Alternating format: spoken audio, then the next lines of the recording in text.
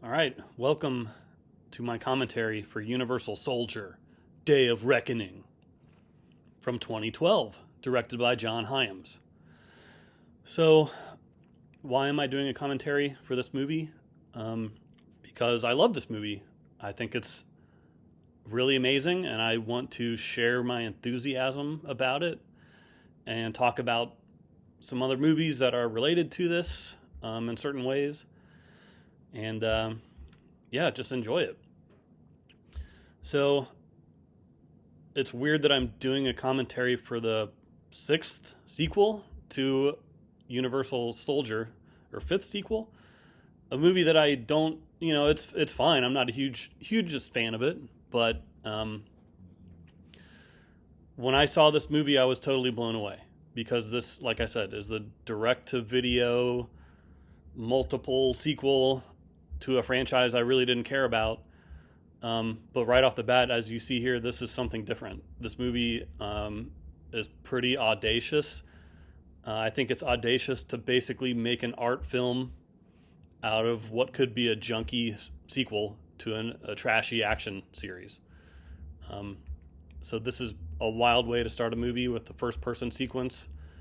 I'd never seen one quite like this before because it even includes his blinking, which is a nice little touch. So this first person sequence, Doom, eat your heart out, because this is how it's done right. But it's really cool. We're about to see our hero Scott Adkins in the mirror. So nice little first person effect here. I'm going to talk a little bit about what this movie did to me the first time I saw it, because it unlocked so many things that I didn't know about or purposefully shied away from, including the work of Scott Adkins, direct-to-video movies in general, and a bunch of other things. This was the first Scott Adkins movie I'd actually seen. I think I may have seen him in Expendables 2, but it didn't really register to me who this guy was and what a action legend he is. But I was instantly blown away because Scott Adkins has got the goods. He's a great actor, super charismatic, and a master martial artist. Much like Jean-Claude Van Damme, the Universal Soldier himself. But we'll talk about him later. So yeah, I was like, who is this guy? He's amazing. And I, proceeded to watch a bunch of Scott Adkins movies. Yeah, he's awesome. Also, this is the part of the movie where we realize it's not messing around. This movie is insanely violent, which I appreciate. Our hero basically almost getting murdered, and his family will soon to follow. But yeah, Scott Adkins rules. This is probably my favorite movie that he's done because it's just, to me, on another level. But, if you watch a Scott Adkins movie, of which there are many, you're bound for some entertainment, and he's always awesome. A few Scott Adkins movies that stand out to me, my other favorites besides this one, are Accident Man, Avengement, and he's got a great role in John Wick 4, where he's unrecognizable in a huge fat suit, yet he still kicks ass. So let me give you some context. This movie is right in my wheelhouse, because oftentimes when people find out I'm a big movie fan, it's like, what's your favorite movie? And it's really hard for me to answer that because it could change on any given day or any given year. Tastes change. Movies I liked, when I was a kid, I no longer like, or vice versa. But I think pretty consistently, I think my favorite movie of all time is The Terminator from 1984, because I think you could argue that is one of the best action movies ever made, one of the best science fiction movies ever made, and one of the best horror movies ever made. So it's a great combination of all those tastes, as is this movie, Universal Soldier, Day of Reckoning. This movie is a hardcore sci-fi action flick, as well as containing horror elements. So I'm all about this kind of stuff. Now, this reveal is mind-blowing. Seeing our previous hero of the franchise, Luke Devereaux, played by the legend Jean-Claude Van Damme, is behind this horrific attack. What? A mind-blowing moment. At this point, you have no idea what's going to happen in this movie. And the hero's wife just got shot in the head on screen. You don't usually see that, so this movie is not messing around. This is an insane scene. And quite a way to start a movie, in my opinion. But like I said, good Lord, this is it's pretty hard to watch, actually. But yeah, this movie is right in my wheelhouse of tastes. And I believe it's one of the best action movies ever made. And it was just such a surprise to me, a movie that when it was released, I don't even think I knew about it. It just was so under the radar. I eventually did hear about it, reading a review from a website and podcast that I really enjoyed called F This Movie. Just at one point, the site posted a rave review of this movie and made me think, okay, maybe I should check this out. I love Jean-Claude Van Damme. He's in this. Dolph Lundgren also returns. Okay, I'll check it out. And, I hadn't seen any of the other sequels. I'd seen Universal Soldier, back probably in the VHS rental days, and thought it was entertaining and fine, but not, one of my favorites. But this sequel is just something else.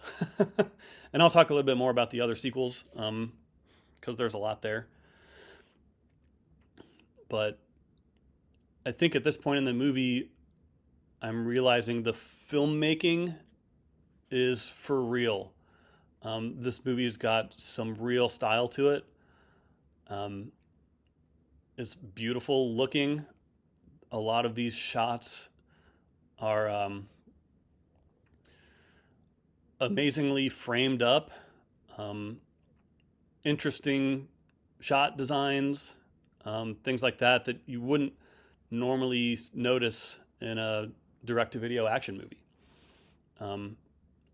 I think it's pretty clear that Kubrick was a big influence on this movie, which again, keep going back to, it's funny to say, but really, John Hyams is a genius. And he wanted to make something special. It's pretty clear.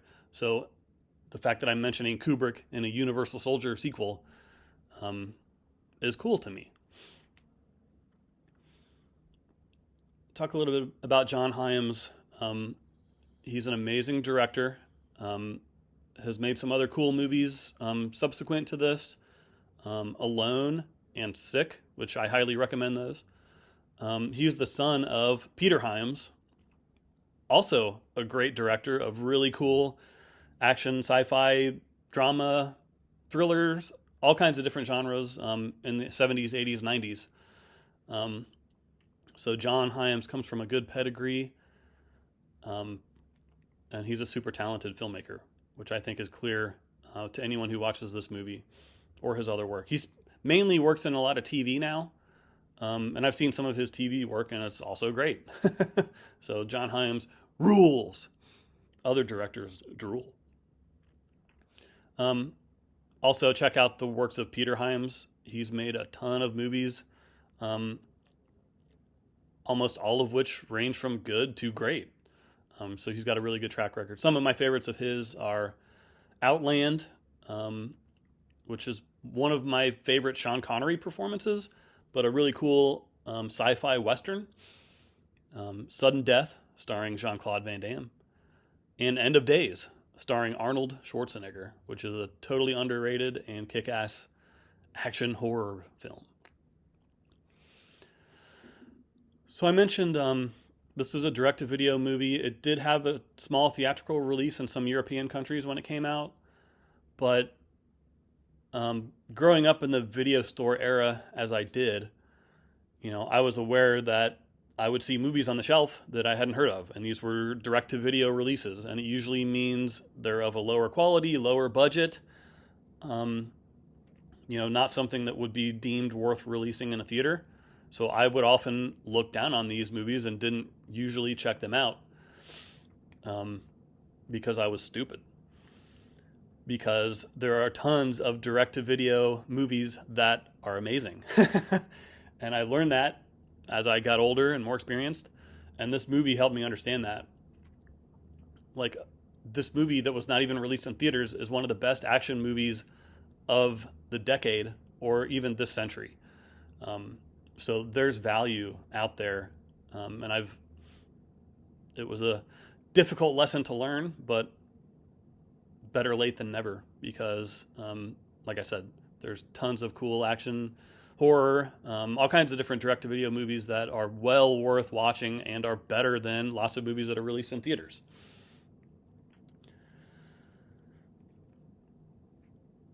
So we're seeing Andres Arlovsky as Magnus. He was also in the previous Universal Soldier sequel, also directed by John Hyams, Universal Soldier Regeneration, which also is really good, although it's not quite on the level of this one, where they went full art film. I think Regeneration isn't quite as artistic as this one, but it's no less kick-ass. And it's got an amazing Jean-Claude Van Damme performance. Totally blew me away when I saw it, playing a very serious and broken character, which I hadn't seen him do at that point. And he's great. He's also great in this movie, although it's a very different role, and he's not the lead, obviously. That would be our boy Scott Adkins. This movie was filmed in Baton Rouge, Louisiana, around that area, and the location really is a credit to this movie, I think. Maybe just for me, because, growing up in a suburban area that looks kind of like the locations in this movie, it has a familiarity to me that I hadn't really seen in a lot of action movies, and I'll talk a little bit more about that, especially when we get to the truck chase and some other scenes later on. But it just seems different yet familiar. I hadn't really seen this area showcased in this way, and I think it really, it almost seems like a mundane setting for a crazy sci-fi movie, which I think goes on to help.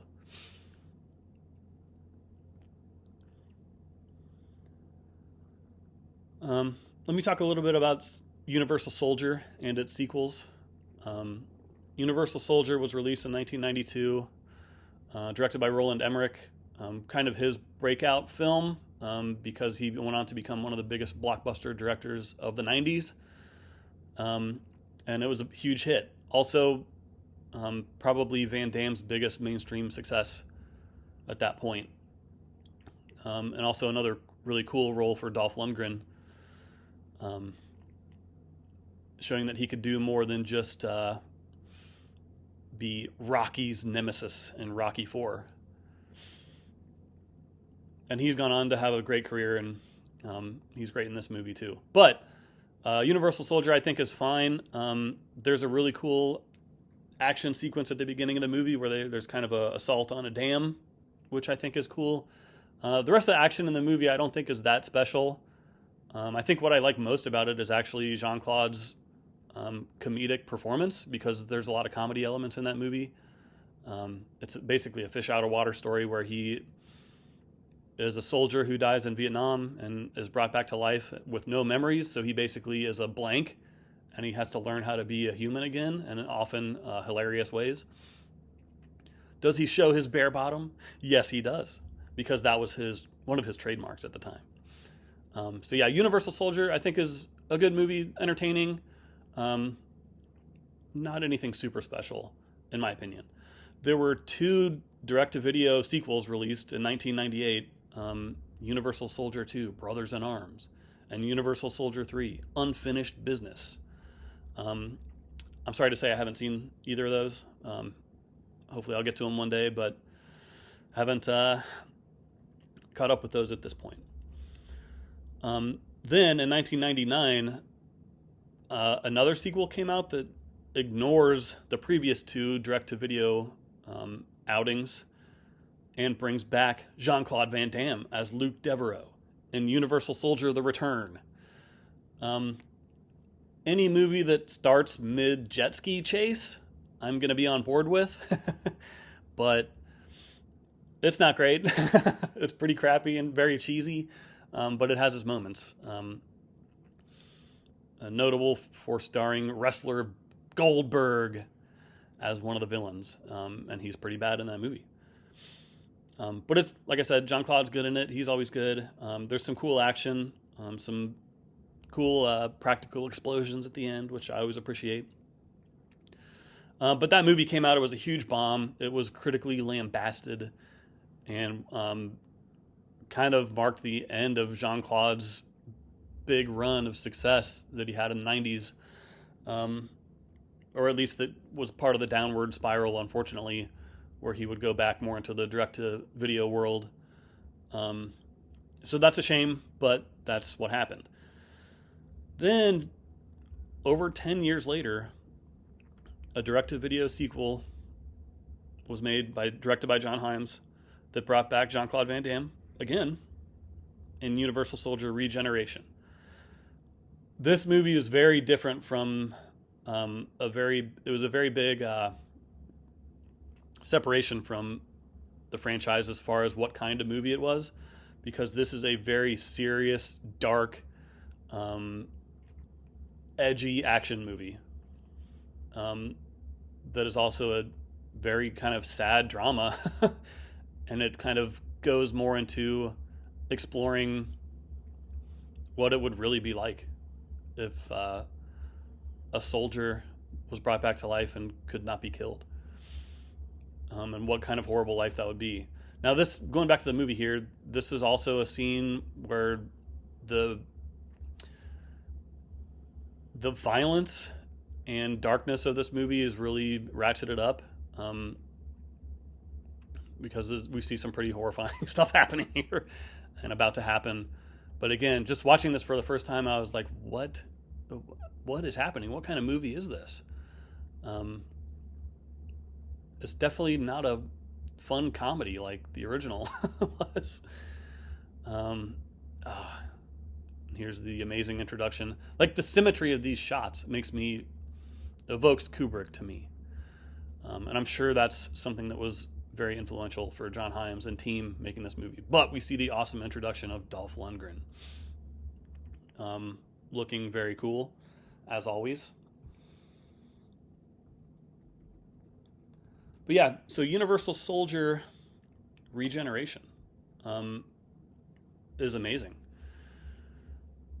And I guess was successful enough to spawn this movie, yet another sequel, in 2012, which I think is the pinnacle of the franchise and one of the pinnacles of action movies ever. Like, okay, we've got some serious violence going on here.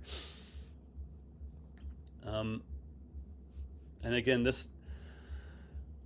there's no camp to this movie, I don't think. It's just a straightforward, pretty much to this point, a horror film, where we're not really sure what's going on, how these characters are related, but it's not afraid to show some insane violence. Yeah, like this is some hardcore stuff. Yeah, wow.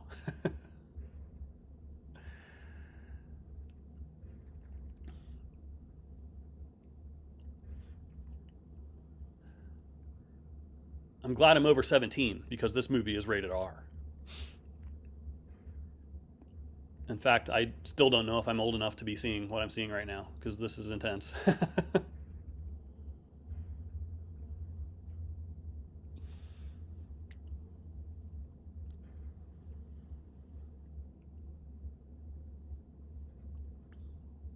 Who we're seeing now, Andres Arlovsky, was also in the previous Universal Soldier sequel, but playing a different character. I believe he's an MMA personality.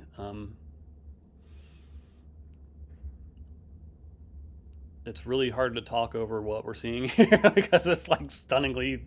Oh my god.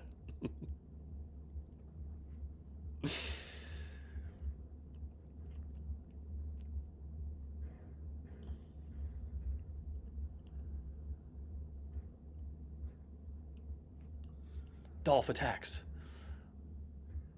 If you're not fully on board with this movie, oh, I love that. Dolph going, come at me, bro. Um, I could see maybe a normal person walking out of the theater at this point because like this is horrifying and really messed up. But to me, like the balls it took to make a movie like this, um, are impressive.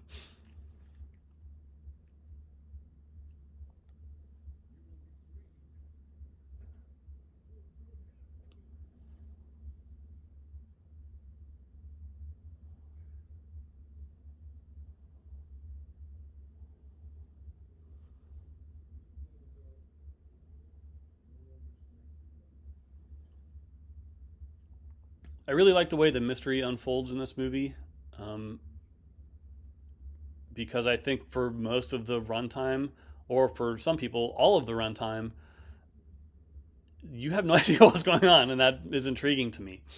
But the way it unravels and continues to twist and turn is masterful. We're starting to see some strobe effects that are used um, to the best effect I've ever seen in any movie. They're so strong and they push so hard that it makes me nauseous and I have to actually look away. Um, so that's some powerful stuff. I mean, yeah, like look at that. um, is it a gimmick or a trick? Yeah, but it works. It's powerful. Um, and again, just a cool idea to see the hero of the franchise um, emerge as a dark figure of mystery and doom.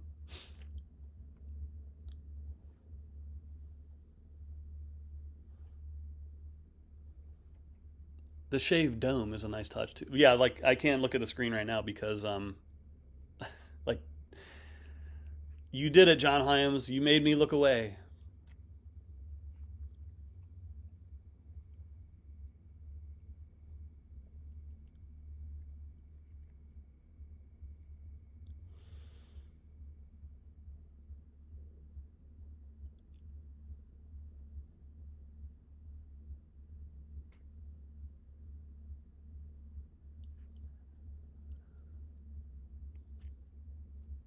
So this movie is a low budget effort. The budget was 8 million.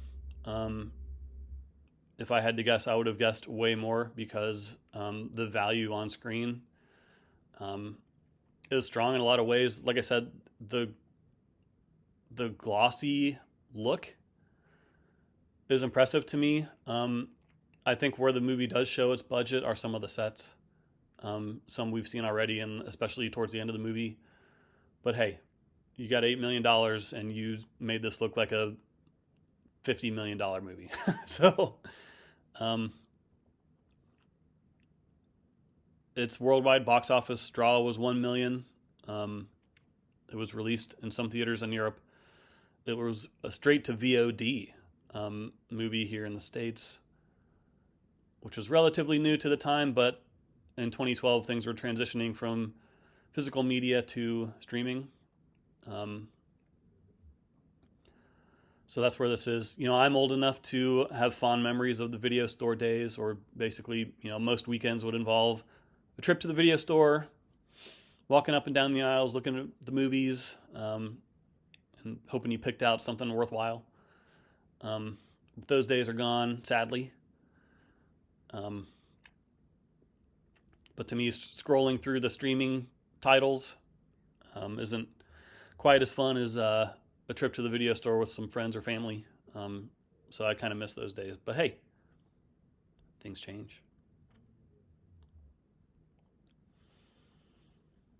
I always wondered what kind of what he's eating there is like, I thought it was cereal, but it was like some kind of mush. I was always curious about that. But like I said, the settings of this movie, like this looks like a kitchen that, we've all been in before. So this is a sci-fi movie, but the setting is very familiar, at least to suburbanites like myself. This could be in, any neighborhood around my corner. But some wild things are happening in those settings, which is just a novel, cool thing to me. Our hero, the legend Scott Adkins, just rolling through the suburbs. It works.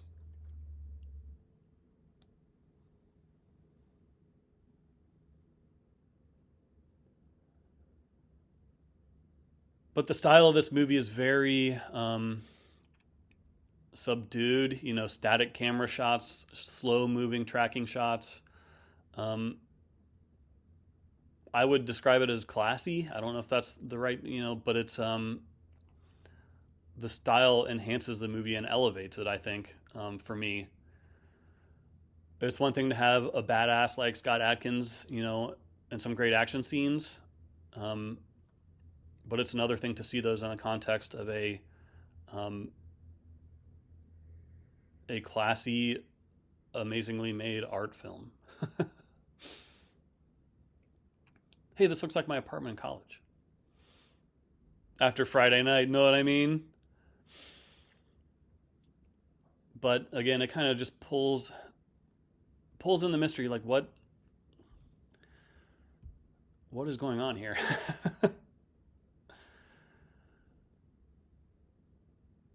How does Jean-Claude Van Damme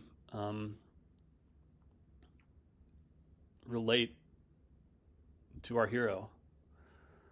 Why is he alive? Who is he?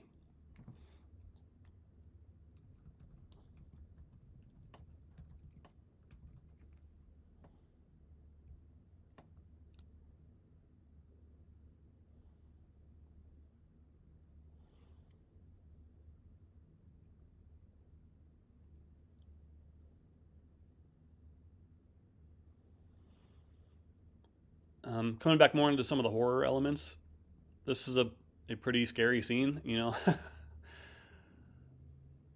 A long, slow trek through a ruined apartment where something horrible has happened.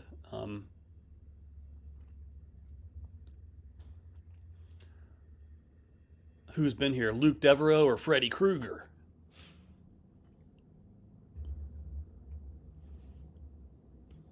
Yeah, more upsetting gore.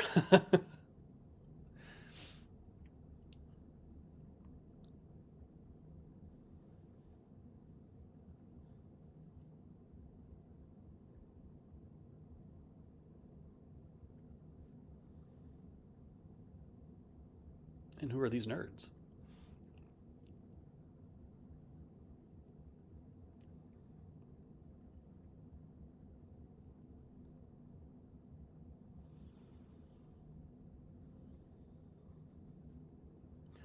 Another shout out for Scott Adkins. He has a really cool podcast or YouTube series called The Art of Action, where he interviews various legends and otherwise who have been involved with action movies over the years. He presents himself as a very humble and friendly host who is at the core just a huge action movie fan. It's very clear from listening to him talk. He's just a huge fan of action movies. So in a way, I think he's the first action icon who is also a fanboy, which is a cool combo to me. But check out Art of Action. Look at this shot. This looks like every suburb in the U.S.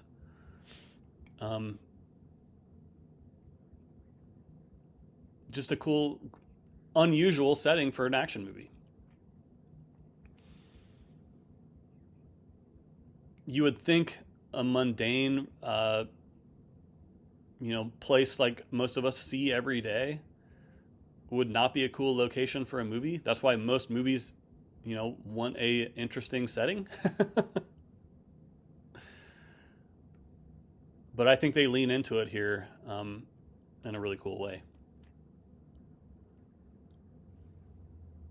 But yeah, the Art of Action series will make you want, like every episode will make you want to watch 10 other movies or discover 10 other movies that you didn't even know about, or that you didn't realize some of these action stars were even in.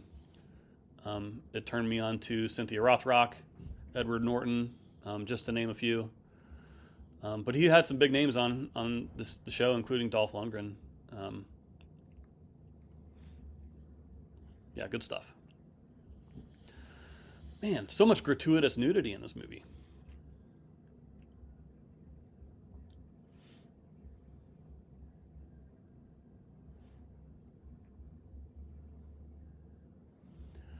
But also, I talked about the settings. They're also like run down and crappy. Like this is not a place that I think I would want to be in.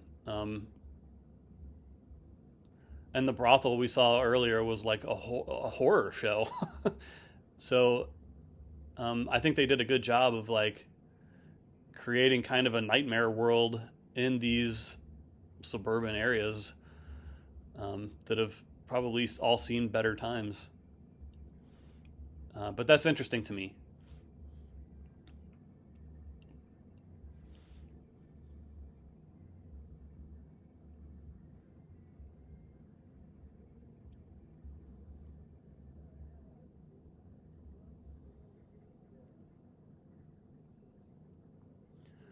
The cinematography was by Yaron Levy. He was the director of photography on this movie. Props to him for making it look awesome. Every shot is beautiful and interesting. And again, it has the glossy feel of a big budget movie, in my opinion. Like, look at the depth going on here. Look at the colors. This at times is a very colorful film, even though some of the things we're seeing are very dark. I really appreciate that. It just looks amazing.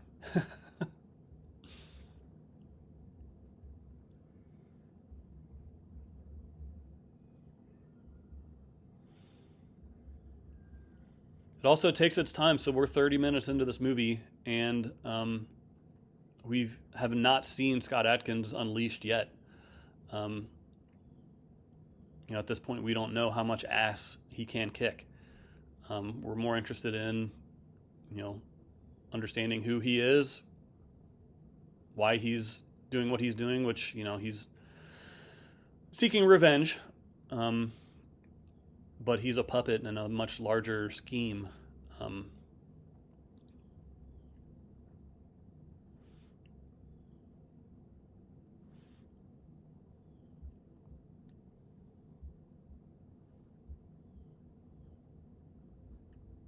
This bathroom is interesting.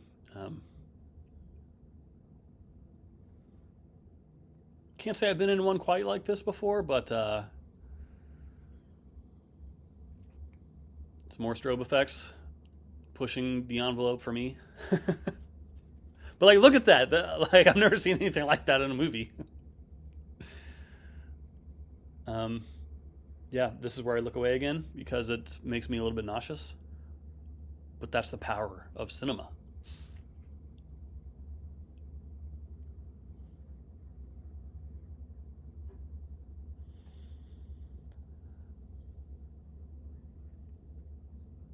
Your mind is not your own.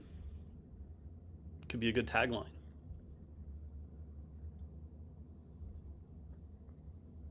The cicada noises are a good touch. For whatever reason, makes it more freaky. And Jean-Claude is very creepy in this film. Talking a little bit more about Jean-Claude Van Damme, I'm a huge Van Damme fan. He's one of the greatest to ever do it. When I was growing up in the 80s and 90s, when a new Jean-Claude Van Damme movie would come out, it would be number one at the box office for many years. And it's funny to think about now because the world has changed so much. But Jean-Claude was huge for a time. And the reason why is he's amazing. He's a great actor, very talented. His charisma is off the charts, in my opinion.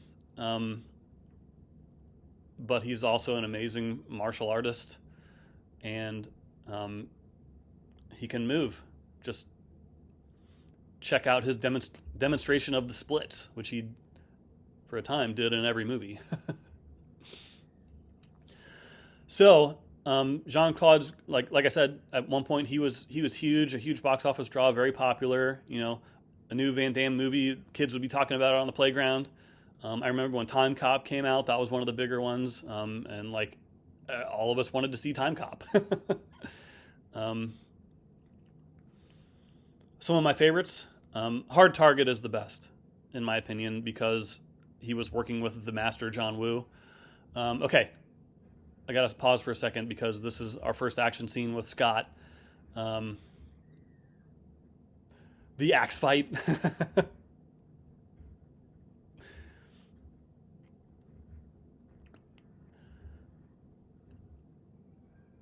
The fights in this movie are very aggressive and hard hitting, and like they're going all in on the violence, which I appreciate. I love movie violence. I hate real life violence, but as far as movie violence is concerned, this thing delivers and then more some. Like, we've already seen some shocking stuff, and it's going to continue.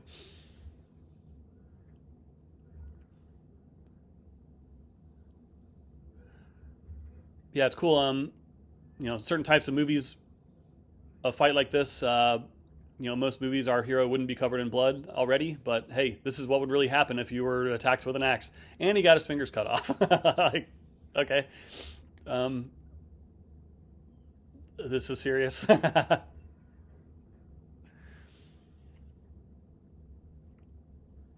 those toilet lids are you know, such aggressive weapons. And we see the foot partially cut off. That is gross. I'm doing what I hate now on commentaries where I'm just saying what's happening, but it's so awesome I can't help it. A little nod to The Shining there. Yeah, I love this movie. But yeah, back to Jean-Claude Van Damme. My favorite of his is Hard Target because it was directed by the master John Woo. One of his best movies. It is a pure entertainment machine. The action is top tier. But Jean-Claude has the best power mullet of all time in that movie. Or at least the longest. He also punches a snake in the face. And Wilford Brimley's in it. And he gets to murder a lot of people and run away from explosions. But some other Jean-Claude favorites. Double Team with him and Dennis Rodman is quite good. Sudden Death, also Peter Hyams, John's father, and Time Cop were both directed by Peter Hyams, so he's, you know, in with the Hyams family. And Sudden Death and Time Cop are two of the best Jean-Claude movies out there. The ending of Sudden Death is some of the most spectacular action I've ever seen in a movie. Bloodsport, one of the early hits for Jean-Claude Van Damme, great movie, hilarious. And Cyborg is also awesome, directed by the late, great Albert Pyun. One other highlight for me for Jean-Claude Van Damme is his Volvo commercial. Just do yourself a favor, watch on YouTube Jean-Claude Van Damme Volvo commercial. It is stunningly beautiful and hilarious and awesome. So yeah, Jean-Claude, like I said, was big in the 90s. Then his career kind of fell away, sadly. But he continued to make direct-to-video movies, you know, throughout the 2010s and 2000s. But it was Expendables 2 where he shined in a decent hit, but as a villain. And I think it was one of the first times, if not the first time, that he played a villain, and he was outstanding in that movie. He stole Expendables 2 away from everyone else. He's great in that. Um, and in that movie, his little henchman sidekick buddy is Scott Adkins, who kicks a knife into a guy and stabs him to death with it, which is wonderful. But Jean-Claude started doing villain roles, like this movie, Enemies Closer, also directed by Peter Hyams, where he's basically, that's his Joker moment. He's playing a very, very flamboyant, mustache twirling villain, and which he's great at, but he's also great here playing the serious, scary, sinister villain as well. So I really like that he embraced playing non-hero roles at some point in his career. I think it just, for me, really showcased his talent as an actor, because he's very underrated.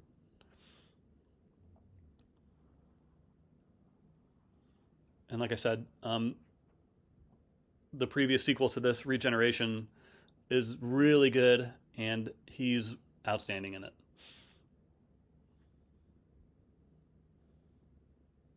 But he's asked to do very different things in the two sequels, which is cool to me.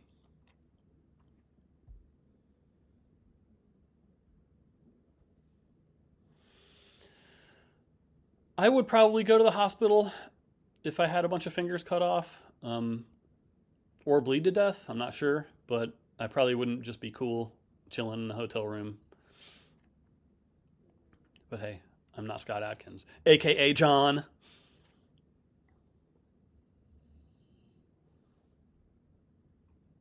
I'm also not a cloned super soldier either.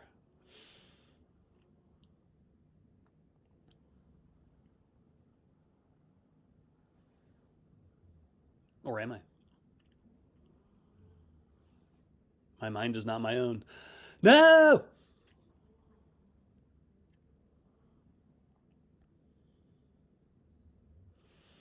So the mysteries continues to unfold.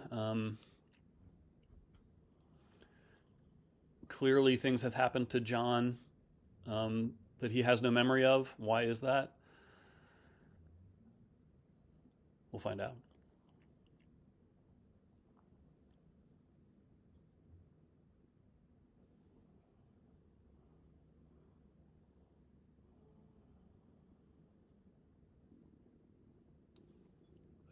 Again, look at the framing. Look at the way these shots are set up. The lighting is beautiful, and dark and edgy. Speaking of lighting, Peter Hyams is one of the few, if not only, directors out there who was many times his own director of photography. The dude is clearly obsessed with photography and the look of film, and that has passed on to his son John, clearly. But another cool thing about Universal Soldier Regeneration is John Hyams utilized his dad, Peter, as director of photography, and that's very cool to me. But back to Peter, his lighting in his movies is, to me, a highlight and a controversy, and sometimes his own worst enemy, because Peter Hyams is obsessed with darkness and light. And he's obsessed with the way light reacts naturally in different settings. He pushed it to the furthest extreme in The Relic from 1997, where that movie is so dark you can barely see anything in the movie. And that's by design. Is that frustrating? For most people, including me, yes. Is it an interesting experiment? Also, yes. I'm like, Peter, thank you. I've never seen a movie where half of it is lit only by flashlights. Quite an experiment. But a lot of his movies feature darkness. And I think he goes out of his way to a lot of, if you look at lighting in movies, jump scare, that got me. If you look at lighting in movies, in many cases, you could say, hey, that light would not be there, because there's no source for it naturally. Now, maybe that's a duh statement. Everyone knows that. And also, weird and non-natural lighting can be amazing. So I'm not saying that that's bad or wrong, but I think Peter Hyams is motivated to stay away from that and become obsessed with every light having some kind of realistic or natural source, or else it's not going to be there, and the screen's just going to be dark, and you're going to live with it. But that's cool to me, and I respect him for his experimenting with that throughout his movies. But even something like End of Days has lots of darkness in it. Like, this is like something out of a Lynch film. Like, this is terrifying. Like, what? This is nightmare fuel. But yeah, Peter Hyams rules. I'm glad him and his son John have produced filmographies full of so many cool movies, most of which I've discovered at this point. But what a journey it's been. And I hope the Hyams tradition continues for many years. But it's also cool that he used his dad as the DP on his previous movie.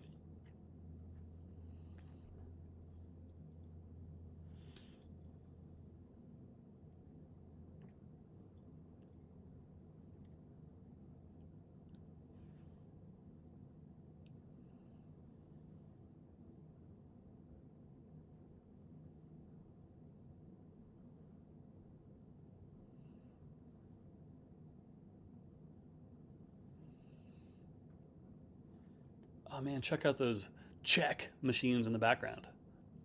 I want an ice cold check right now. Oh man, you see a man in a suit in a sci-fi movie, it's not going to be good.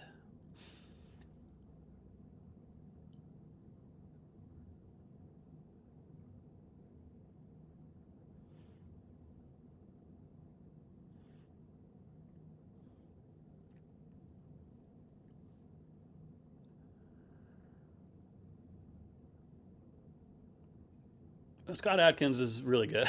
he's just so watchable, and I love the way he plays this. Very subtle.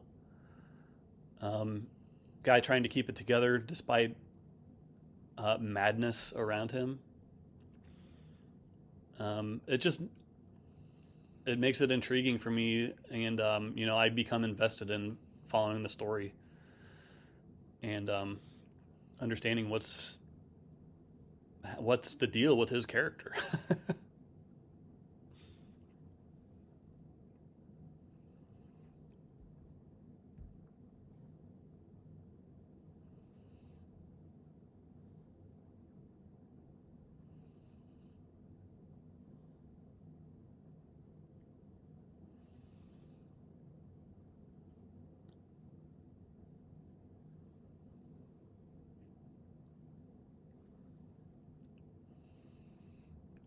So the Universal Soldiers have gone rogue, which I think is a cool idea. Explored a bit in previous sequels.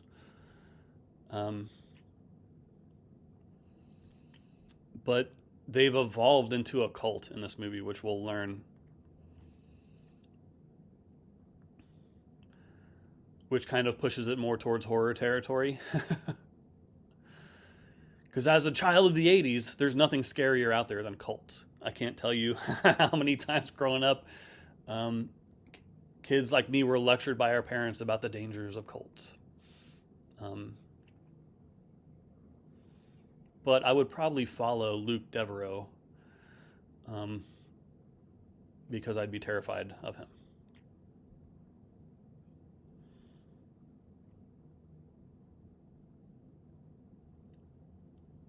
And because it's John Claude. Come on.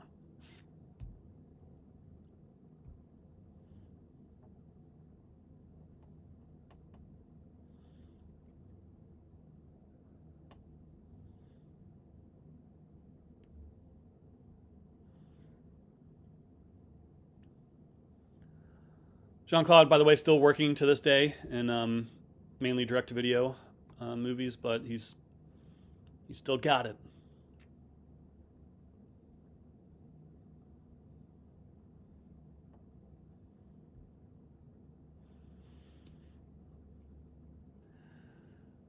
That is gross. So this is like some body horror, Hellraiser type stuff happening here, which I appreciate in my action movie. Um,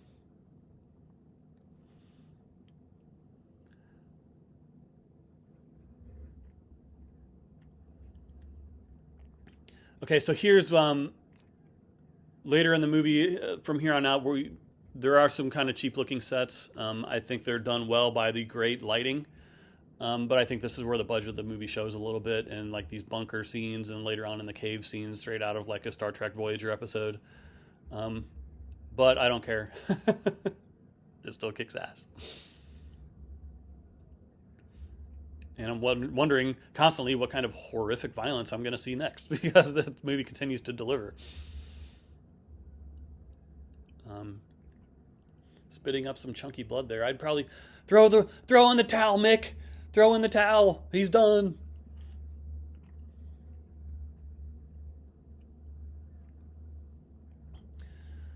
But since this Universal Soldier, or Unisol, has shown weakness,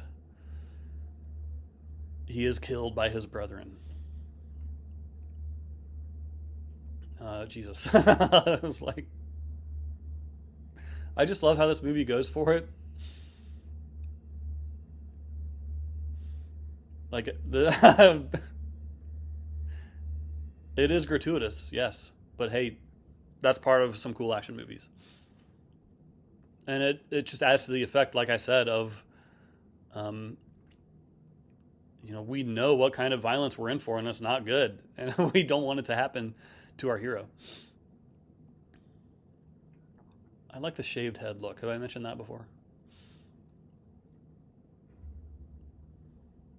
From the hard target mullet to this. You can do it all with the hair game.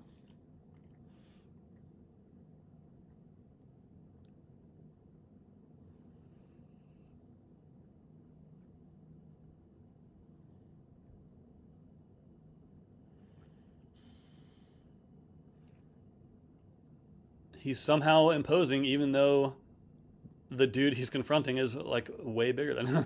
It's just like the power of JCVD.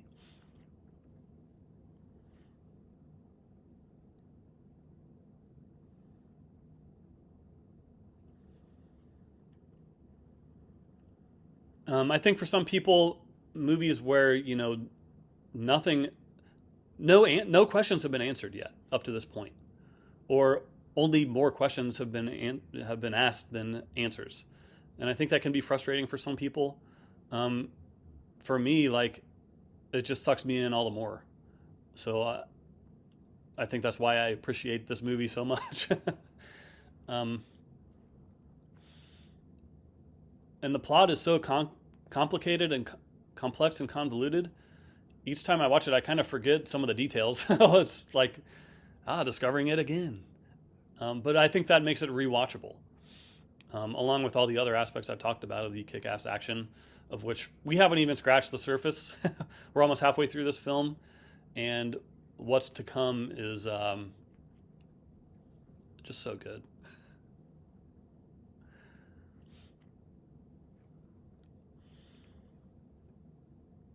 They utilize lots of real locations in this movie.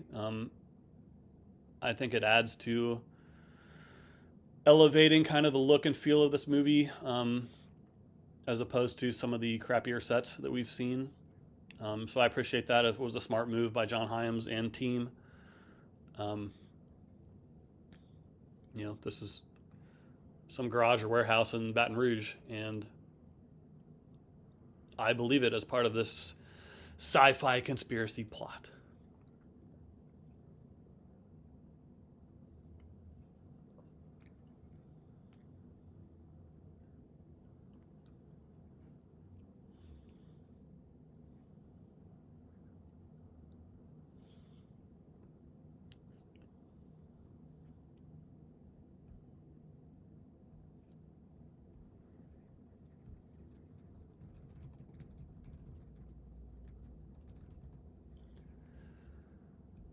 So I mentioned I hadn't seen Universal Soldier 2 or 3, the TV movie direct-to-video sequels, starring Matt Battaglia, who's a an actor I'm not familiar with. But I have seen the other sequels, um, of which I think the others have merit for sure. Universal Soldier 2, Universal Soldier The Return, which was the first theatrical sequel released in 1999, has some cool action and some cool Jean-Claude moments. But man, it made me... Okay, so we're back to some pure horror. Again, did David Lynch direct this scene? What's happening here? I love the look of it. All the colors have been taken out except blue. The dog barking is very unsettling. But not as much as that face. Whoa! But yeah, Universal Soldier, I wanted to bring it up. The Universal Soldier The Return came out the summer of 1999, which was one of my favorite summers of my life because I worked at the movie theater at that time. And it was the best job I've ever had. And that summer is one of the best summers ever for movies. Austin Powers, Man of Mystery came out. And oh yeah, Star Wars Episode 1, The Phantom Menace. Sixth Sense, amongst many others. But I guess I wasn't quite into the Universal Soldier franchise then, so I skipped the sequel theatrically, even though I could have seen it for free. But man, what a time to be alive. So the week Universal Soldier, The Return, came out, August 20th, 1999. I'm going to read for you the top movies at the box office and some of the other movies that were in theaters at the time. The Sixth Sense, Bowfinger, The Blair Witch Project, Runaway Bride, The Thomas Crown Affair, Deep Blue Sea, Mystery Men, The Iron Giant, American Pie, The Haunting, Star Wars Episode 1, The Phantom Menace, Austin Powers, The Spy Who Shagged Me, Tarzan, Big Daddy, Lake Placid, Notting Hill, Eyes Wide Shut, directed by the legendary Kubrick, Run Lola Run, The Mummy, The Matrix, Wild Wild West, Dick, South Park, Bigger, Longer, and Uncut, Arlington Road, one of my guilty pleasures. So that's a murderer's row of movies. And I miss the days where tons of cool movies came out every week because the world has changed.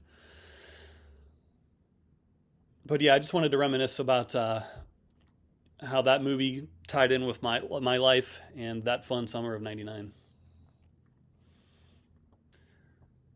Back to Day of Reckoning. Who is this another mystery character introduced? Why are we seeing our hero get killed? How is that possible?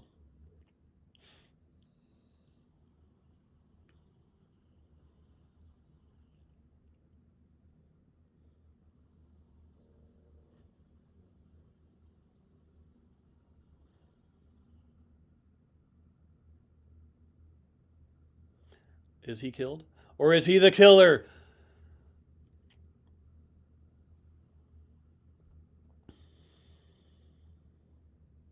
That was a great moment.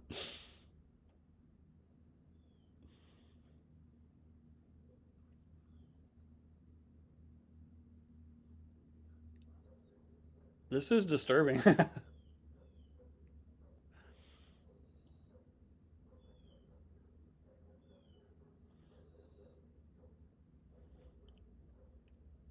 Wish he would have punched one of those meats. Rocky style. Just one. Look at the shot. Artsier than necessary, but much appreciated from me.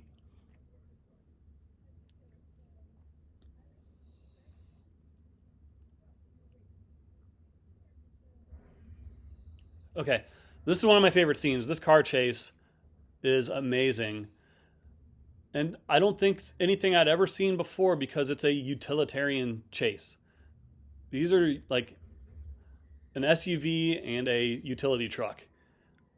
Two slow moving vehicles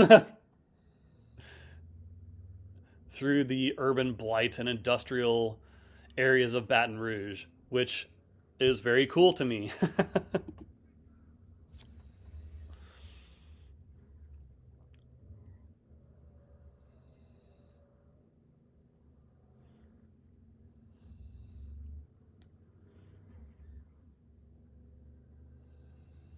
Most car chases are about speed or seeing cool vehicles in action. This is not. This is like a fight between cars.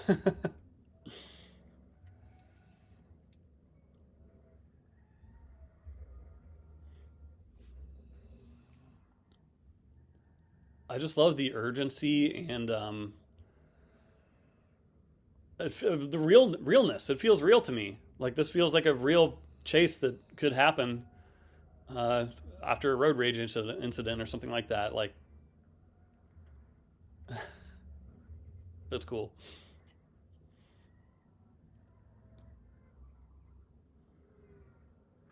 Also, the relentless nature of his pursuer. Um, bashing through innocent cars, going off road, through barriers. It's scary stuff.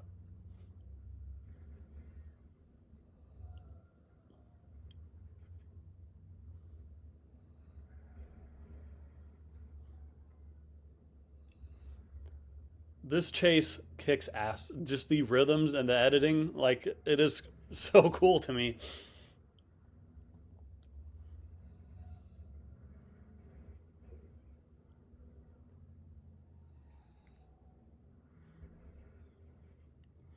The cars also get really beat up, which a lot of times is faked in movies, or the cars should be much more beat up than they actually are. These things look like they're about to be undrivable.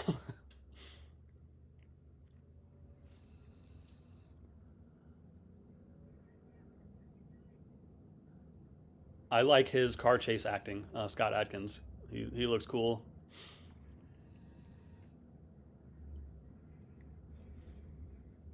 And it goes on for a while. It builds and builds. I think this is really good stuff.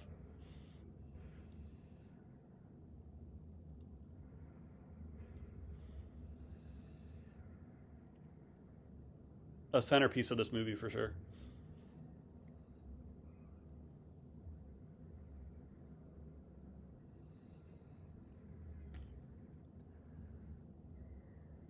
And a lot of the time, like for most of this chase, we're right in there with them, or driving the camera cars driving along with them.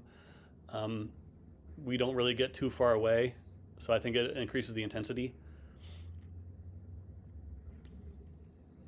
Oh, it's about to be over. Lost a tire.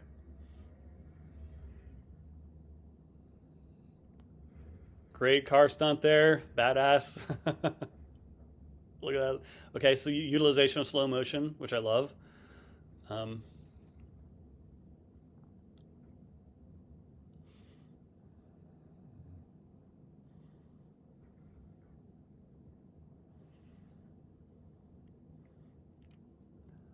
there's no way the action could elevate from this, is there?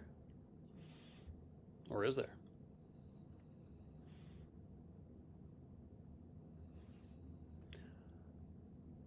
So this is about to go from a really cool car chase to one of the best action sequences I've ever seen in a movie. Like it's just getting started.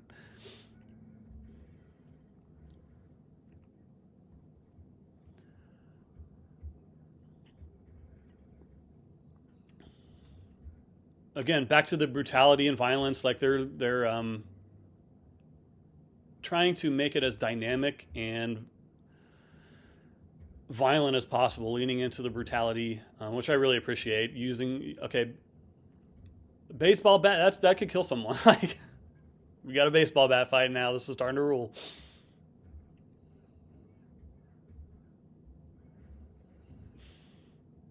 Scott doing a lot of these stunts, taking a lot of punishment,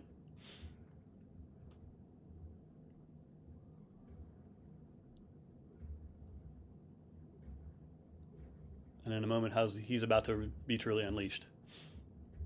Oh, wait a minute.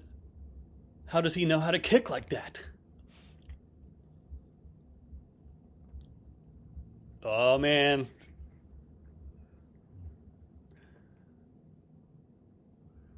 Okay, that's the moment he becomes the Universal Soldier, destroying a bowling ball. Oh man, using the huge weight. Oh, yes.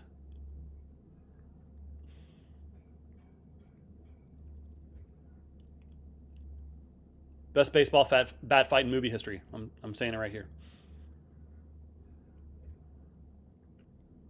Okay, now he's clearly gained the upper hand, and this punishment is so strong, I'm starting to feel sorry for this villain, even though he totally has it coming. Because he has no chance against John, our hero. Dude, so many hero shots. Scott Adkins looking cool. The arm break. The Guile Street Fighter kick. Yes, love that. Again, they're both covered in blood, which would really be happening. Good lord, man. Strong stuff.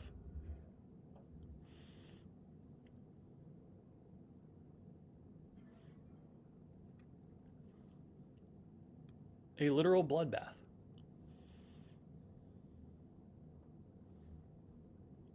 John Hyams and all the filmmakers involved with this movie, I applaud you.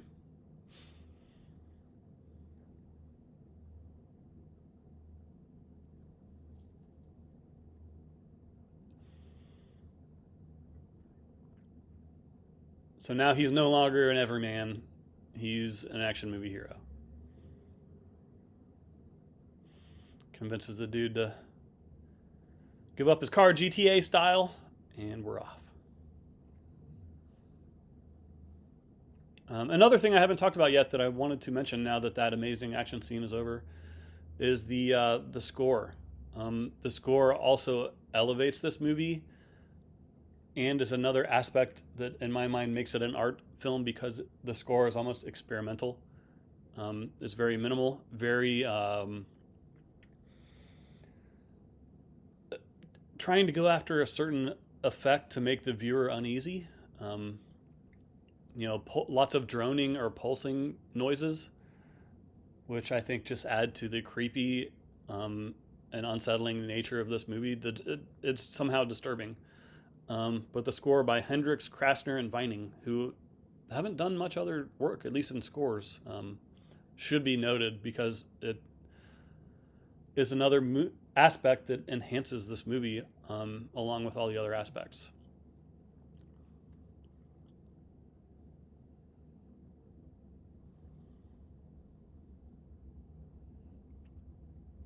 Who are you, John? Or what are you?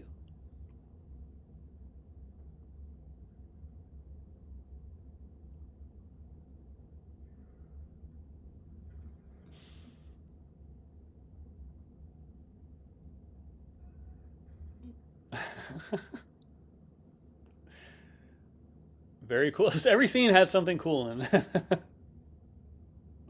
Rip that sink off. Have you ever felt like ripping a sink off? I haven't.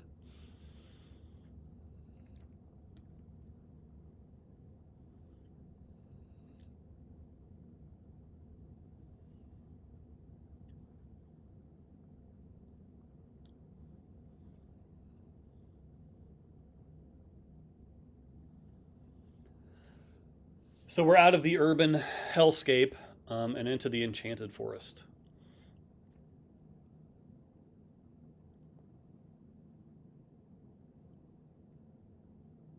Love the lens flares there. The sun dappled woods are just a cool environment.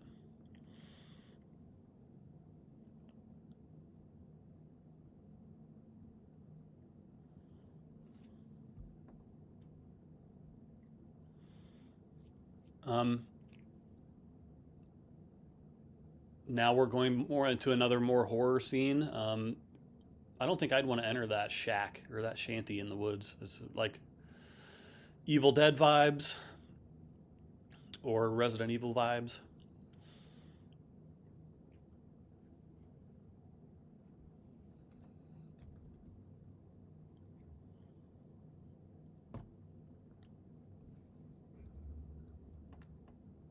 Whoa.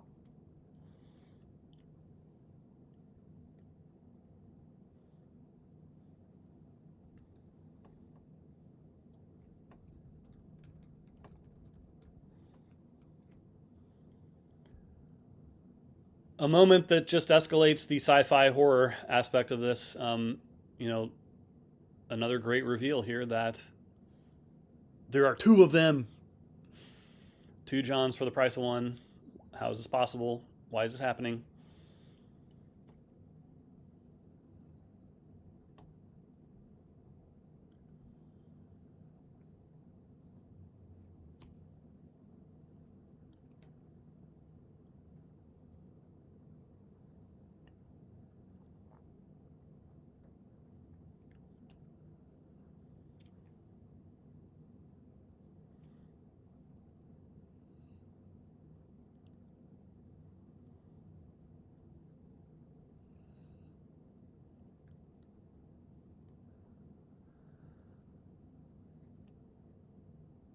Haven't really talked much about him yet, but I will now because another big aspect of the Universal Soldier franchise and the world of this series is Dolph Lundgren. Um, Dolph Lundgren is another amazing action star. He'll always be known as Ivan Drago from Rocky Four, unforgettable in that movie. Um, but he's done so much other good stuff. Universal Soldier. He's in Universal Soldier, the original, as well as this movie. But man, he has a huge filmography, a lot of direct to video, direct to streaming. Um, he has worked with Scott Adkins in other movies. A really good one is Castle Falls from 2021, which is kind of a heist movie in a building that's about to be demolished, which is a cool idea. He's also in the Expendables series, really good in those. Kind of playing a. He starts as a villain and then becomes a hero. It's kind of murky, but he's definitely having a good time in those movies.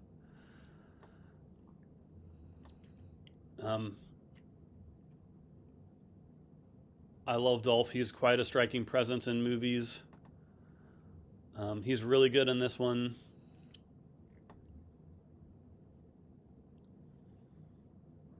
He's also in Regeneration.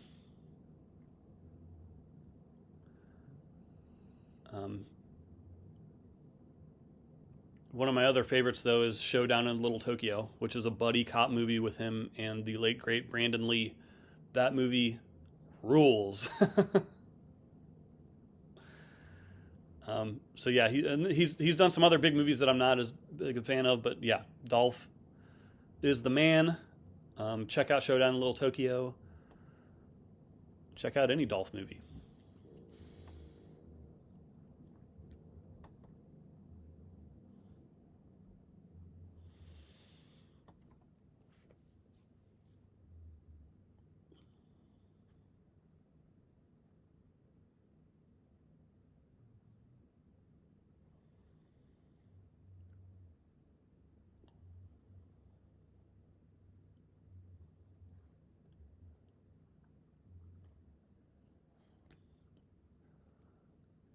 So this is some of the harder sci-fi aspects of this movie. It's like it leans into like is that it, again we're getting more questions than answers. Is there some kind of time loop scenario happening? Clone scenarios, false memories being implanted, some good hard sci-fi ideas in here, which elevate the movie to me from a cool action movie to a masterpiece.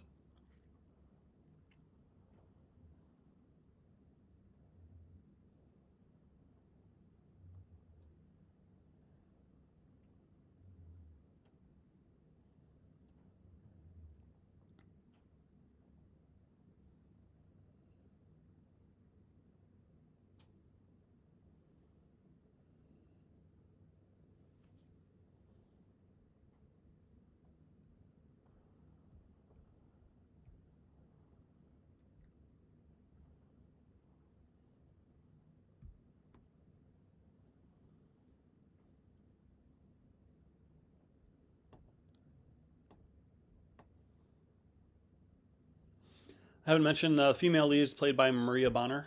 Um, she's good in this. Not a ton to do. I'm not sure I've seen her in anything else really.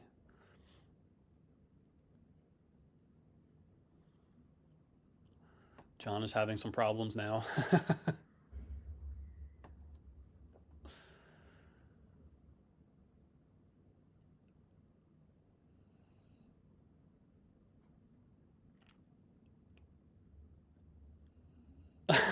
Come on.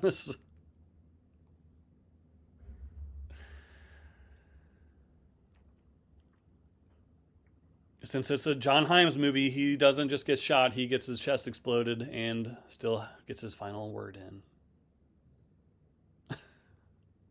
I just love how hard this movie goes.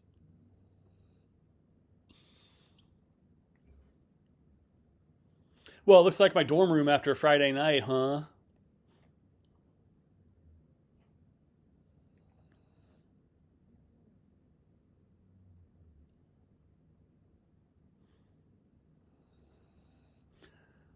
So I'm watching this with subtitles, and I love any movie that has the subtitle "flesh ripping." Like, this is gross.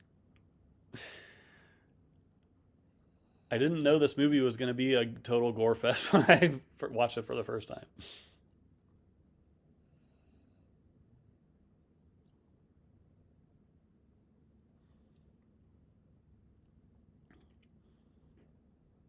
And I will say, just because I'm contractually obligated, we've seen lots of practical effects in this movie, minimal CG, which I do appreciate.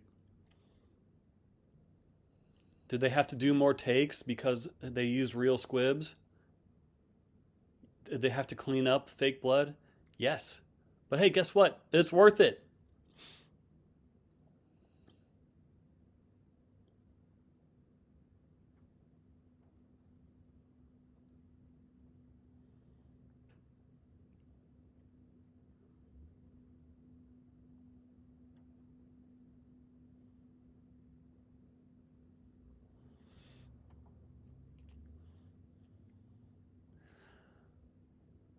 So from here on out, John's journey through a nightmare world is only going to get more intense as he reaches his ultimate destination. Um, but he is truly descending into hell.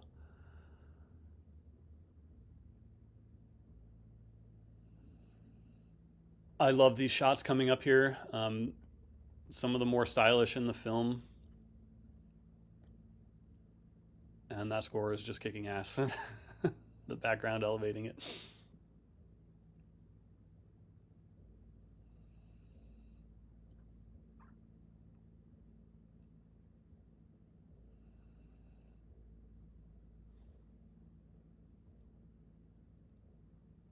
These shots are not necessary to the movie, but they're beautiful and they are like expanding the mystery to me. This is good stuff, even though he's just walking through the woods. Like, this is cool.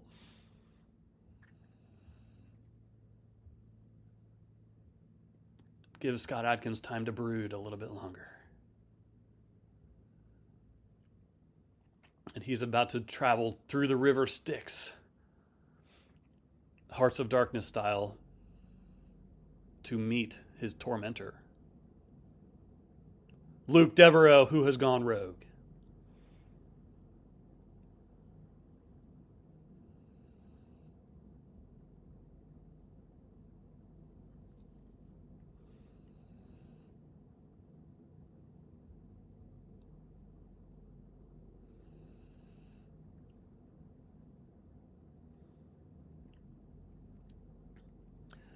By the way, he's covered in blood for the third time in this movie, and not the last. I love this stuff.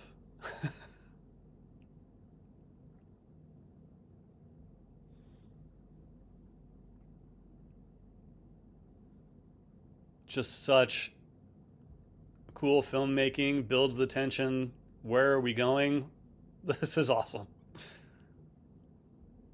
This is like something out of a Herzog film.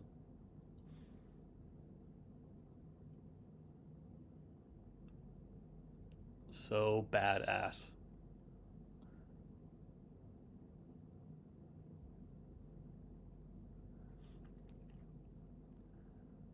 I thought I was watching Universal Soldier, not Aguri, the Wrath of God.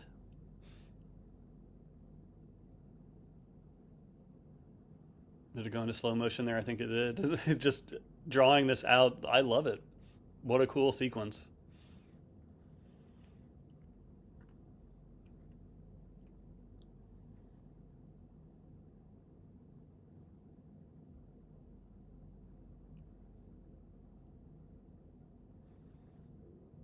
I'm a sucker for slow mo. It's why I love John Woo movies so much.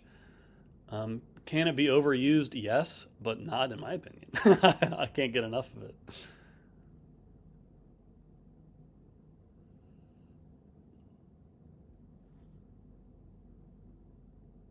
He's got to go into a pit. He truly is descending into hell. This is scary stuff, man.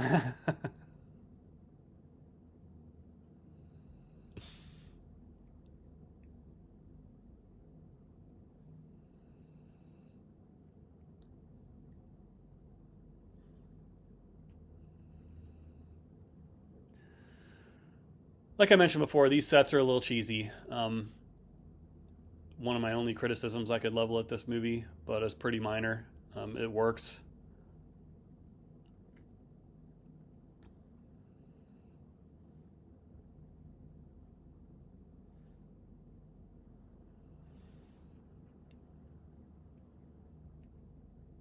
I wouldn't want to sit there. Would you?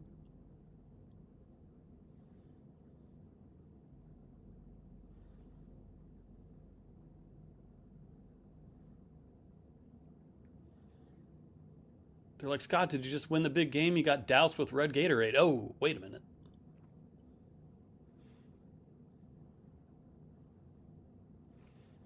There's not a lot of dialogue in this movie, which I appreciate, because it's not needed. A lot of visual storytelling happening. Back to the first person sequence, which has been earned, obviously, by this point. You couldn't be more than 3 weeks old. That's upsetting. Again, I appreciate the hard sci-fi aspects of this movie.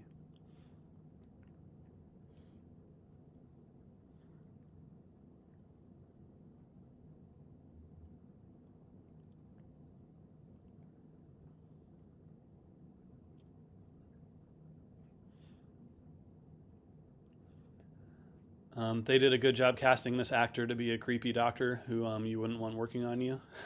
Mission accomplished.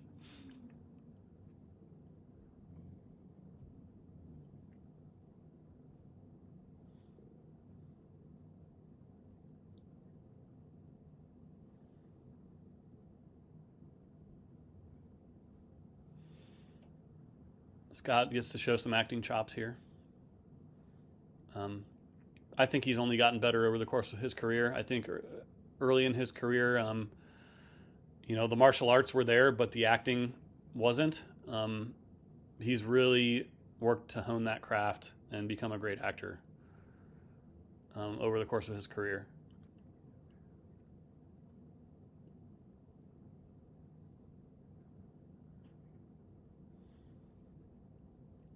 I mentioned Hard Target earlier, but Scott Adkins was in Hard Target 2, the direct-to-video sequel, which is pretty darn good, I have to say. And he's great in it. Can't touch the original, obviously, but it's a good action movie for sure.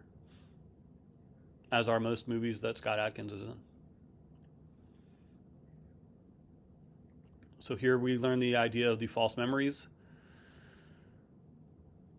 But for what purpose were they implanted in our hero John?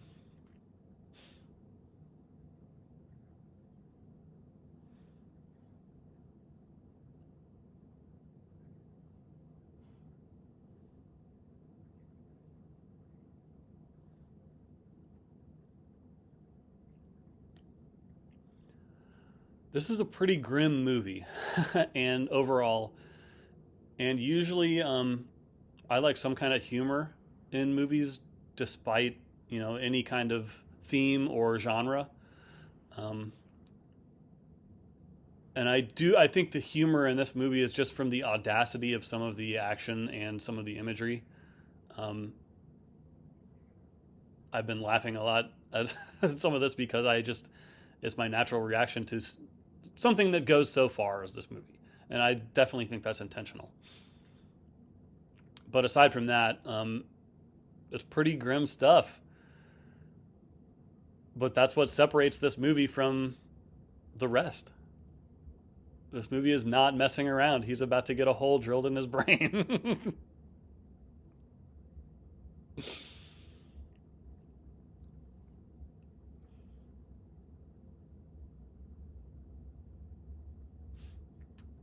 And by proxy, we, the audience, are about to get one drilled in our head as we see from John's POV so much in this movie. So, not good.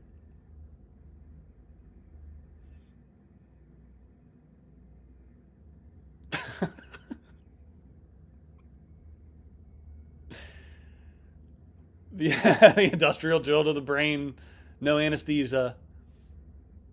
Goat. Again, we're into Hellraiser territory again here. Like, this is insane.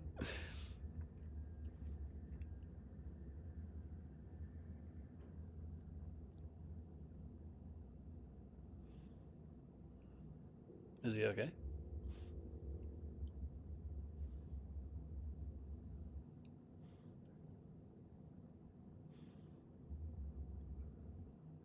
The use of sound here. I never really noticed that before, cutting back and forth with just the bass rumbling adds to the effect. Literally pulling memories out of his brain with tweezers. Look on this doctor's face and Scott's face. This is awesome. This is totally over the top, I will admit, but hey, I love it. And Scott is about to become an altered beast. I can't hold him any longer. Oh, dude.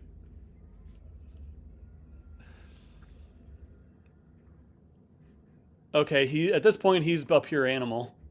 Okay, best part of the movie, he just broke that guy's leg backwards. Amazing.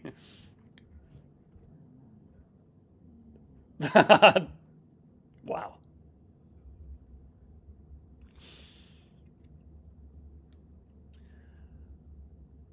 So the slow-mo strobe effect of the lighting here, I think, just it makes it unsettling. It makes it more unsettling than it already is. Scott's got his fourth bloodbath at this point in the movie.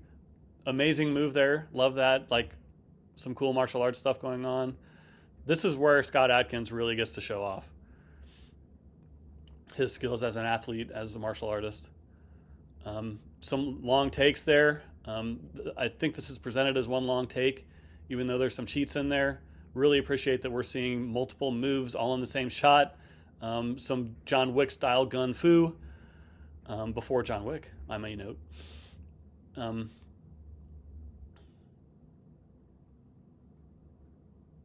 Slowing down, the speed ramping is something I can usually live without. It's well done and tasty enough in this movie, I think. But yeah, this harkens back to Hong Kong action movies where they want to show as many actions in a single shot as possible, as opposed to choppy editing, one move, one shot, which sometimes can get old and is not as impressive as this is. Like I said, there's some cheats in there. We just saw another cut, but it's pretty subtle stuff. And there's blood on the lens. I love any movie where there's so much blood it gets splattered on the lens.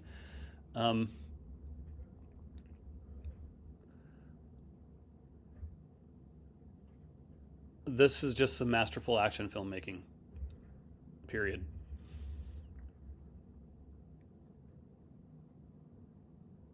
And Scott Adkins cements himself as a legend in this scene.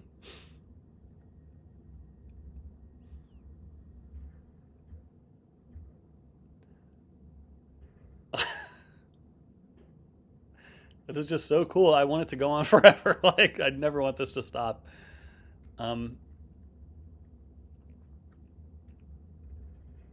Definitely has to be some inspiration from John Woo, Hard Target specifically. Sorry, Hard Boiled specifically, where he contains the greatest action oneer in movie history.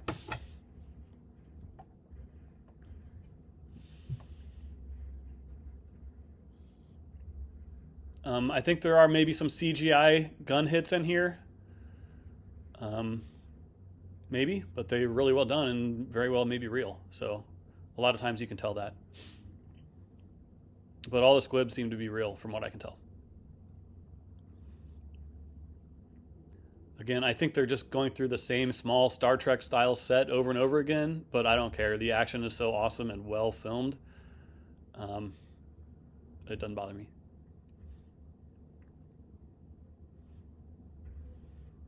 And where do they find so many beefcakes to be unisols?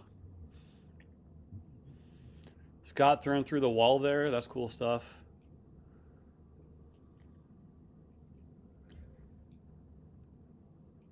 Clearly oversized, but not overmatched against this bruiser.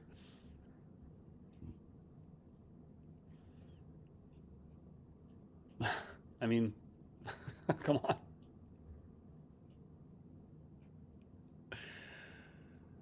I love his animalistic rage. It's so well earned and well done. Okay, he's reached the first mini boss, I believe. The legendary Dolph Lundgren returns.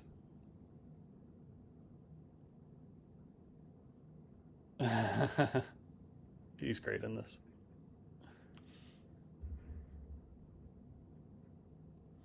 I love the look too with the black paint, the war paint, and the beret. He looks awesome.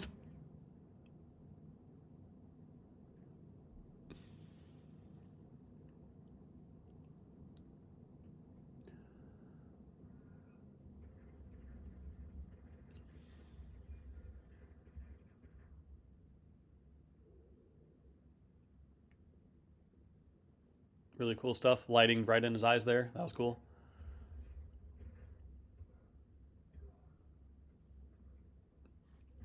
This is some gun fu. Equilibrium, eat your heart out.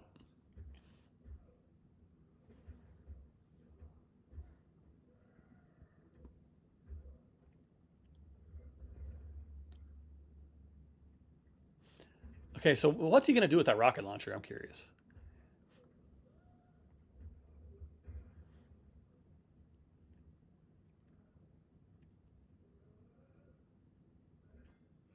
Every great action movie has to have a knife fight. Here we get one of ours. Machete versus the two blades. This is just badass. I know I'm just like talking about what's happening in the movie, but hey, that's what a commentary is. And I can't help just being mesmerized by this action.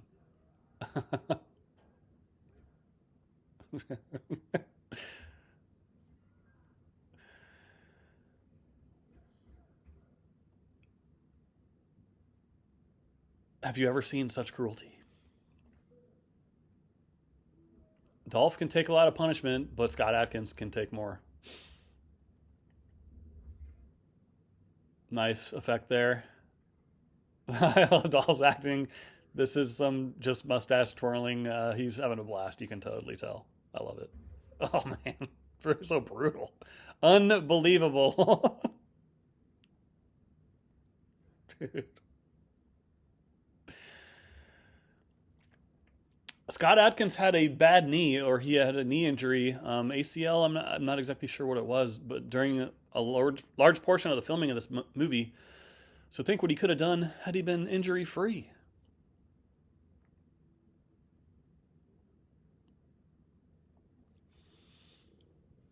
Now that he's defeated the mini boss, he's now arrived at the final boss. In a wonderful scene where we see Jean-Claude Van Damme make his triumphant return.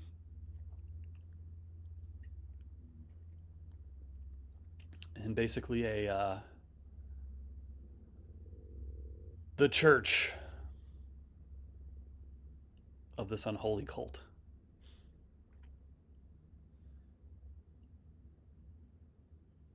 This is cool. A cool set. I do like this one. a very dark and weird idea to have them actually have like a church like area where they can worship their unholy master. Look at him. He looks awesome. Whoever came up with this makeup design, props, because I've never seen anything like it, and it's truly bizarre and intimidating and cool.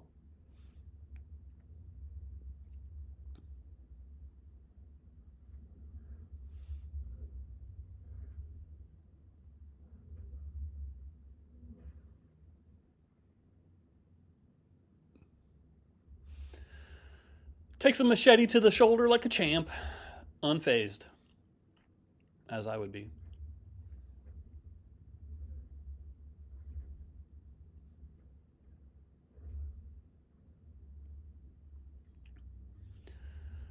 This is just two of the best to ever do it. This is like Jordan versus Bird. This is amazing stuff.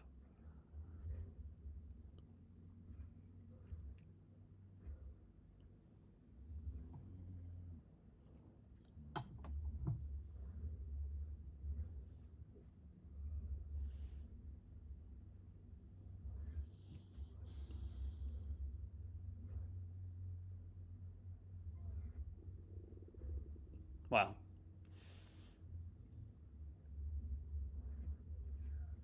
Okay, this is a moment I will never forget. That is so intense.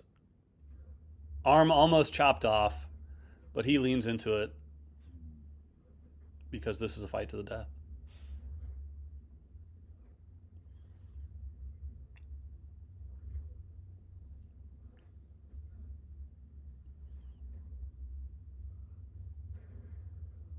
I do think the speed ramping is effective in this scene, because it's not overused and it's used at the right to emphasize the right moments. I think.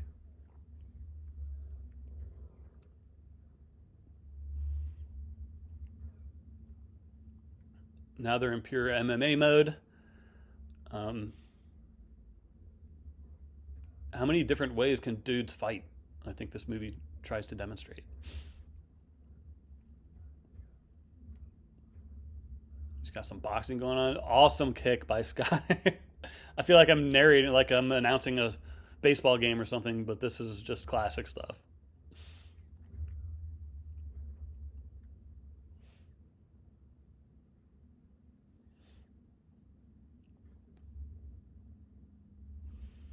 And he's going for the machete. He's going for the machete again. Wow, that's gotta hurt.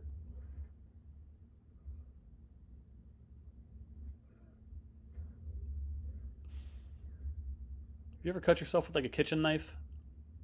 It's almost as bad as this. That is awesome. That is awesome.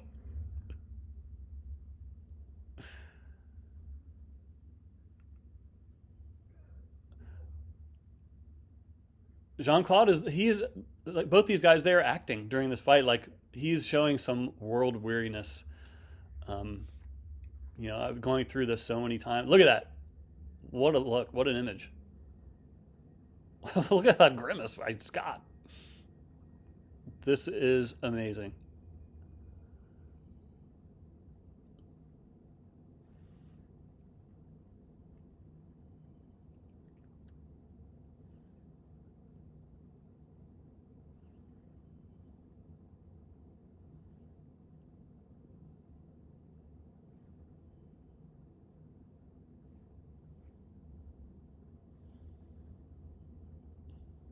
What a moment. I don't even feel like talking.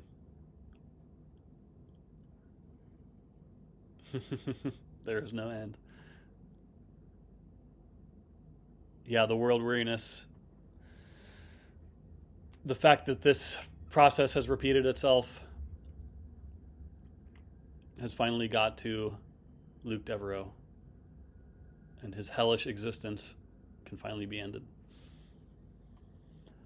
Why was this not the feel good hit of the summer?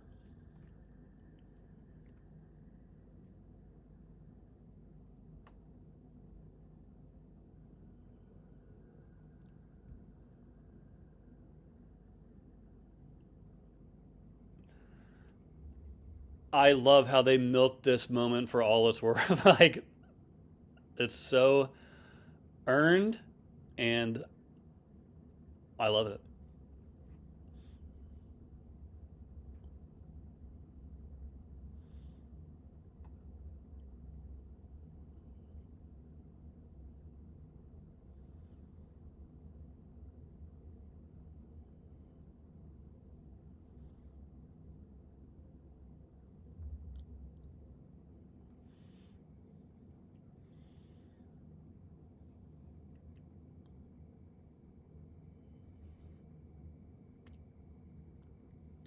So this is where the plot gets even more interesting because the plan to plant the false memories, was it done by Jean-Claude Van Damme, or was it done by the shadowy, corrupt government? Either way, he wanted his revenge, but it just is all the more sinister that basically everything that's happened as is at the behest of a shadowy government.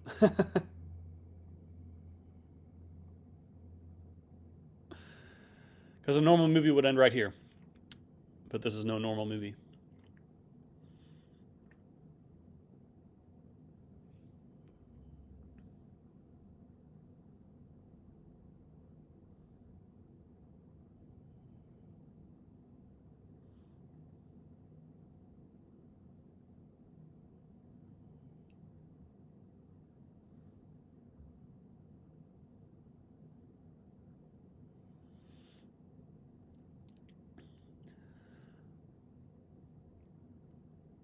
So he was really set up by the men in suits,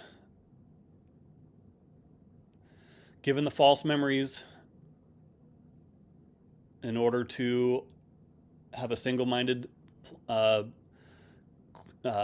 quest for revenge in order to finally kill Luke Devereaux, which is what the government wanted all along.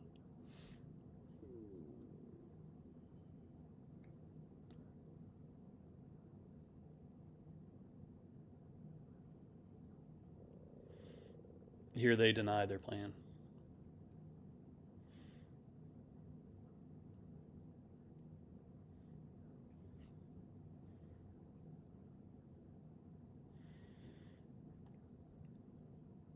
I love this stuff because this is besides from the filmmaking and action stuff that I've been talking about this whole time, this intricate science fiction plot is something that I think about long after I've seen the movie.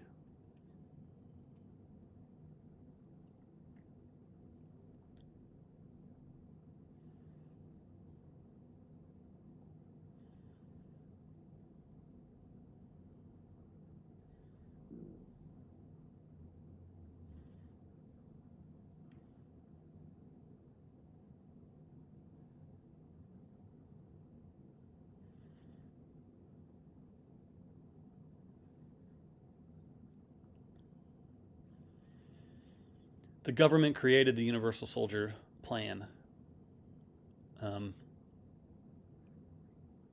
and they ultimately ended it.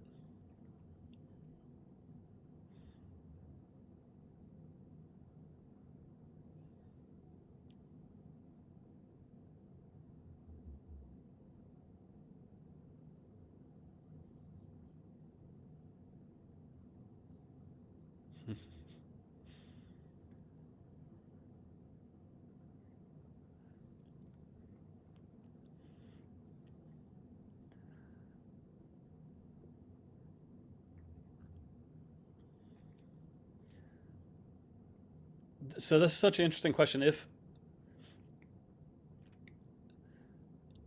our memories are all real to us, and how powerful is that? If you know these memories were planted, but it doesn't. Ultimately, it doesn't matter.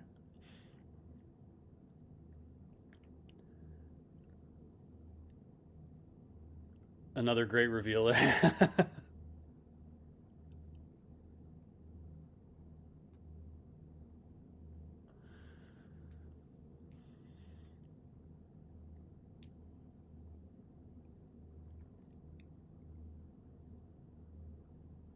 What a mind-blowing way to end the movie. So, dude, what a hero. He kills this corrupt man in suit, but not before he's cloned him in order to be his own puppet.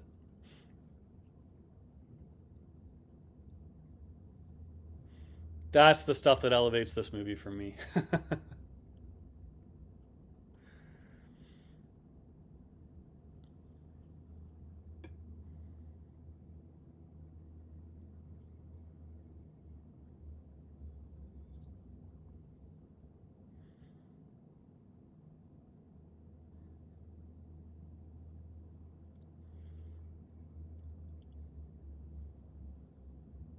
I have goosebumps. What an ending. Like this score, that look on his face. What an ending.